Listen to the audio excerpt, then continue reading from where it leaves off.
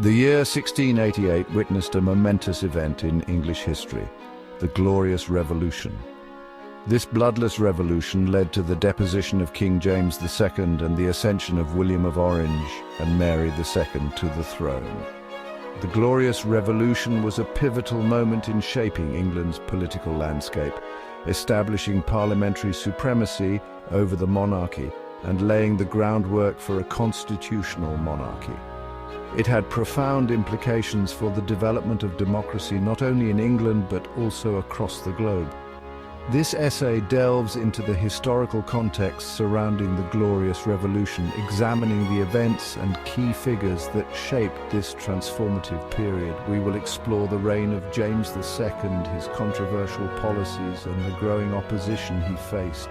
The essay will also shed light on the role of William of Orange, his motivations for intervening in English affairs, and the events that ultimately led to James II's downfall. Finally, we will analyze the immediate and long-term consequences of the Glorious Revolution, including its impact on the English monarchy, the rise of Parliament, and its enduring legacy as a cornerstone of modern democratic principles. James II, the younger brother of Charles II, ascended to the English throne in 1685. James, a devout Catholic, inherited a nation deeply divided along religious lines. The majority of the English population adhered to Protestantism, while a Catholic minority faced widespread suspicion and discrimination. James's unwavering Catholicism and his determination to promote the interests of his co-religionists raised alarm bells among the Protestant establishment. James' religious policies, particularly his attempts to grant Catholics equal rights and positions of authority, were met with fierce resistance from the English Parliament and the Protestant elite. The Test Act of 1673, which required all holders of public office to swear an oath denying Catholic doctrines, stood as a major obstacle to James's ambitions.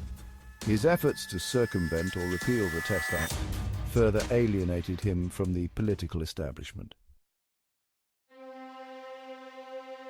In 1688, the birth of James's son, James Francis Edward Stuart, dramatically escalated the political crisis. The prospect of a Catholic dynasty ruling England proved intolerable to many, fueling fears of a return to Catholic absolutism. The infant prince's birth galvanized the opposition against James II, uniting disparate factions within English society. Prominent Whig and Tory leaders, fearing for the future of Protestantism and their own political liberties, began to explore alternative solutions. They turned their attention to William of Orange, the Protestant stadtholder of the Dutch Republic and James II's son-in-law. William, married to Mary, James II's Protestant daughter, represented a viable alternative to James II and a potential savior of English Protestantism. William of Orange, a staunch Protestant and a skilled military leader, had long been wary of James II's ambitions. He viewed James's Catholicism as a threat to the balance of power in Europe, and feared that a Catholic England would align itself with the expansionist ambitions of Louis XIV of France. William recognized the growing discontent within England and saw an opportunity to intervene in English affairs, both to safeguard Protestantism and to further his own political goals. In 1688, a group of prominent English nobles and politicians, known as the Immortal Seven, sent a secret invitation to William of Orange, urging him to come to England and claim the throne. The invitation promised William widespread support from the English people and the military. William, motivated by a combination of religious conviction, political ambition, and a desire to curtail French power, accepted the invitation and began assembling a fleet for the invasion of England. Section 5. The Invitation and the Glorious Revolution begins. In November 1688, William of Orange landed on English soil at Torbay in Devon with a formidable Dutch fleet and army. His arrival marked the beginning of the Glorious Revolution. William's invasion was met with widespread support from the English people, many of whom had grown disillusioned with James II's rule. As William's forces advanced towards London, James II's support crumbled. Key military commanders defected to William's side, and even members of his own family, including his daughter Anne, abandoned him. Facing overwhelming opposition and fearing for his safety, James II fled London on December 11, 1688, in an attempt to escape to France. Section 6. The Flight of James II and the Triumph of William and Mary. James II's flight from London effectively marked the end of his reign. William of Orange entered London unopposed and assumed control of the government.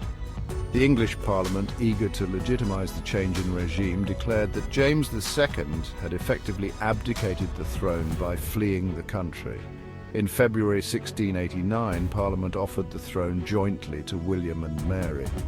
William and Mary accepted the offer and were crowned King and Queen of England. The Glorious Revolution had reached its climax, with the deposition of James II and the establishment of a new Protestant monarchy. Section 7. The Bill of Rights. A new era for England. The Glorious Revolution ushered in a new era for England, one marked by the ascendancy of Parliament and the limitation of monarchical power.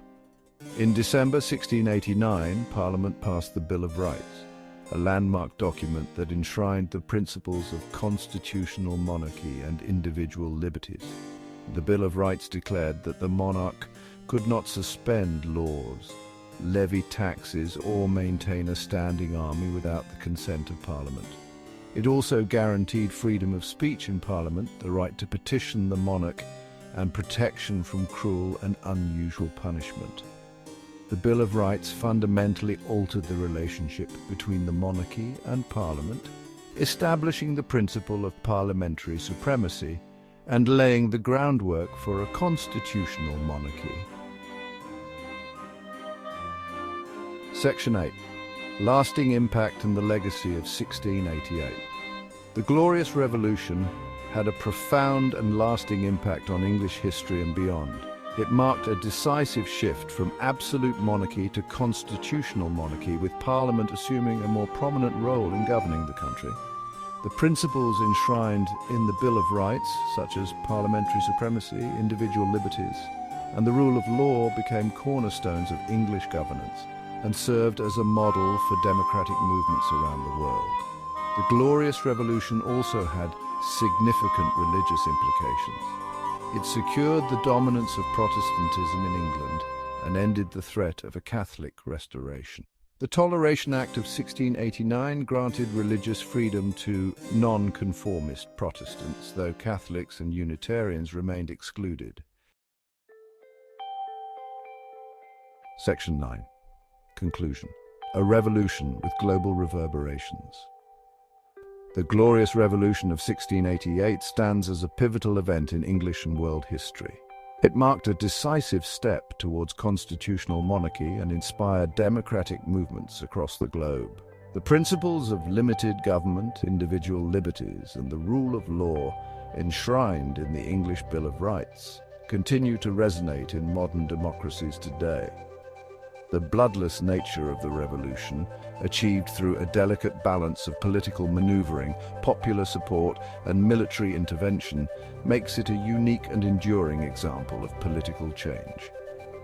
The Glorious Revolution serves as a reminder that even deeply entrenched systems of power can be challenged and transformed, paving the way for a more just and equitable society.